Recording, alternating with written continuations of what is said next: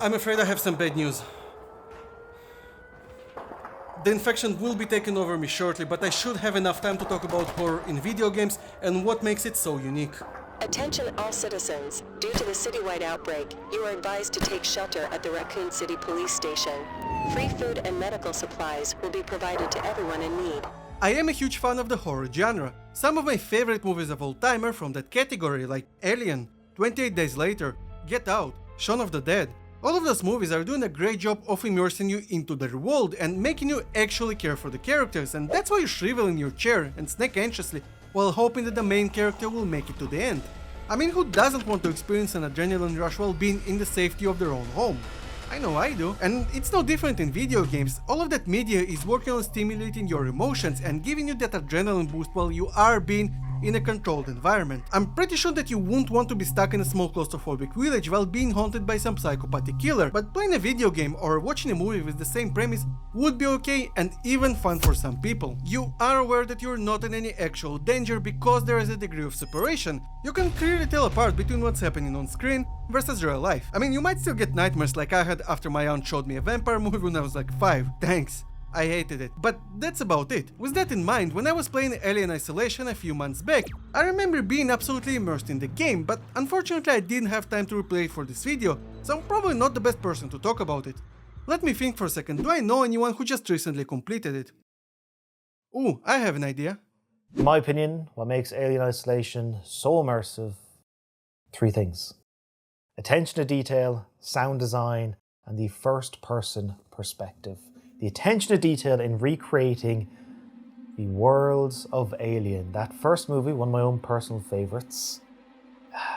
The objects, the lights, the sort of giant consoles, the TV screens, recreating that aesthetic of engineers in space. It ain't perfect, but it works. In particular, the opening, when you come out of hypersleep, I was already happy I'd started to play the game at that point. The sound design, when the alien is following you, you can hear the dum dum, its footsteps. So cool. The sound the motion tracker makes, the way the ship you're going around, the Sevastopol, that moans and groans. It's fantastic. And of course, rounding it all out, the first person perspective, making you feel like you're right in the thick of it. So that's what makes Alien Isolation immersive to me. When you're watching a movie, you're a passive observer. You might be invested in the main character and root for him and her, but you're still not the main protagonist. They are. If Bob is a character in a scary movie and he gets killed in there, as much as you care, you wouldn't say I died, you'd say Bob died. But in a video game, when you die, well, you did. Not Bob, not Alan, not Amanda, but you. I mean, this is ultimately what it comes down to. That's why when you play a video game, you're a lot more invested, and this is the reason why some people don't mind watching a horror game stream but can't play it themselves. Okay, we did make some pretty decent points so far, but it's not a whole story just yet.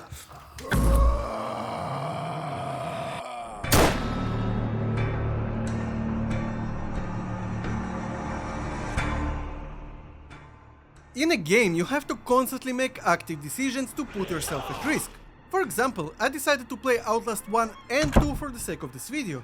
I mean, how scary can they possibly be, right? I wanted to actively avoid making choices and progressing forward, while also being curious enough to see the story unfold, so it motivated me to press on.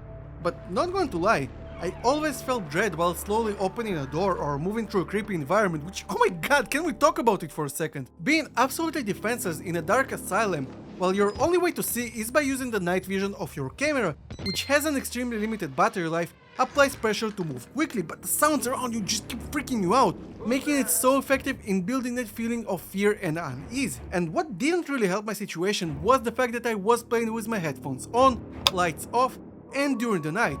Stellar move, but hey, I chose it because I wanted to be immersed. And that is something that you can only experience in a game because of its interactive nature.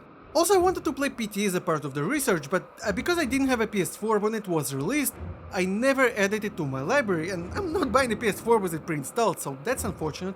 But there's a limit to how much I can endure anyway. Speaking of enduring things, I think that the most important aspect to get right in any game, but especially in a horror one, is stakes. When the only risk of being killed is a cheap jump scare and you can start over immediately without losing much or any progress at all, then you end up being desensitized to what's going on around you. And I'm not saying that the stakes have to be extreme like the insane difficulty in Outlast, because frick that, but there should be stakes nevertheless. I think that the perfect example of that would be the hardcore difficulty in Resident Evil 2 Remake, a game that I absolutely love. On hardcore difficulty you don't have checkpoints, which is not a big deal on its own, because you have typewriters where you can save your progress scattered throughout the police station, and they look pretty close together. That is, until you realize that because of the layout of this place, it takes a while to traverse between them, and you have zombies that can kill you in 2 hits roaming the corridors. You don't have enough ammo to kill all of them. Okay, technically you do. You are constantly stalked by Mr. X who you can't kill, and on top of that, you have to use ink ribbons to save your progress, which you have to find in the first place, and you have a limited supply of them. Because of all that, you are presented with some dynamic choices that have impactful consequences. Like, if you left gunpowder in one of the rooms because you didn't have enough inventory at the time, should you go back for it or not? Because it might be worth it for later. Ammo is pretty limited as is, but you might also get killed or waste a ton of resources getting it. And when do you save, now or after you're done backtracking? This is what makes it so damn good and so much better than just watching a movie. Add some creepy atmosphere, slow moving zombies, and gameplay that encourages you to take your time with shooting or even avoiding conflicts altogether, instead of just killing everything that moves. Mix it all up and you get a recipe for a survival horror game where you are always on edge and always feel like you just barely made it out alive because of the right choice you made. And this is what makes it so freaking powerful. And I think that everything I mentioned so far neatly ties into one feeling that can only truly shine in a video game: vulnerability. The more immersed you are, the more real it feels. The more choices you have to actively make, the more invested you are becoming. The higher the stakes, the higher is your adrenaline level, and if you don't feel vulnerable, all of that simply falls apart. That is why Alien Isolation worked so well, especially on the higher difficulties, while Alien Colonial Marines didn't. Now, don't get me wrong, I am not trying to say that horror games only work when you are unable to fight back, but what I'm saying instead is that it has to be tied into plot and pacing. Recently I played Dark Pictures' House of Ashes, and I think that it's the best game of the Anthology so far because the story and horror were balanced so well. And I'm not trying to say that House of Ashes was mind-blown or anything like that, but it did a decent enough job of balancing the characters, story, and pacing, and that's the reason I enjoyed it.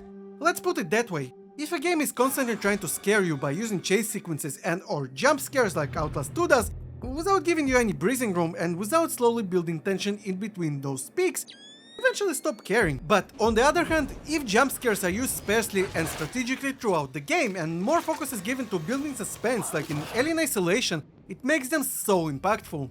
House of Ashes was definitely not the scariest experience I ever had, not even close, but it had enough tense moments in the story to keep me on edge, and because of the nature of this game where if a character dies it's not a fail condition, and it's permanent unless you decide to perform chapter select, I was a lot more immersed and involved than I expected. Another game that did it right is The Last of Us, and you might say, come on Ilya, you're just looking for an excuse to talk about The Last of Us in every video, it's not even a horror game.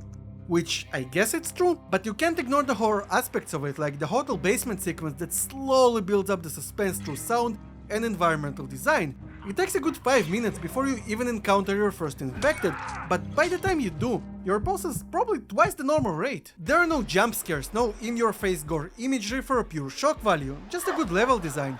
And those are the types of experiences that I cherish so much. Yeah, Outlast is spooky, but I'll take Resident Evil 2, Alien Isolation, or even House of Ashes over it any day of the week, because those are the types of experiences that you can only truly get in a video game.